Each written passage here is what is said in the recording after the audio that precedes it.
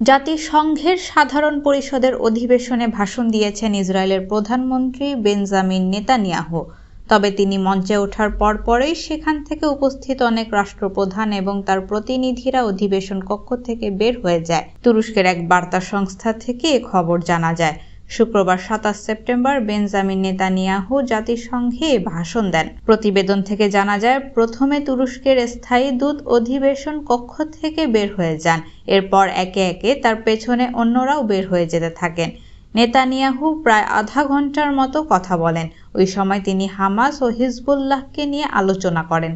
Netanyahu বলেন, যতদিন পর্যন্ত তারা লক্ষ্য অর্জন না করবেন ততদিন যুদ্ধ অব্যাহত রাখবেন। সংবাদ মাধ্যম আল জাজিরা জানিয়েছে, আরব বিশ্বের প্রতিনিধিরাও নেতানিয়াহুর বক্তব্য প্রত্যাখ্যান করে অধিবেশন কক্ষ থেকে বের হয়ে গেছেন। সাধারণ পরিষদের সরাসরি প্রচারিত অনুষ্ঠানে দেখা গেছে, নেতানিয়াহু বক্তব্য শুরু করার পর অধিবেশন কক্ষের বেশিরভাগ আসনই খালি পড়ে আছে। এর আগে ফিলিস্তিনি সশস্ত্র গোষ্ঠী হামাস যুদ্ধাপরাধের অভিযোগে অভিযুক্ত নেতানিয়াহুর ভাষণ প্রত্যাখ্যান করতে বিশ্ব নেতাদের প্রতি আহ্বান জানিয়েছিল। এক বিবৃতিতে তারা বলেছে, নেতানিয়াহু ৪১,০০০ ফিলিস্তিনিকে হত্যা করেছেন। তার জাতিসংঘে ভাষণ নয়, কারাগারে থাকা উচিত।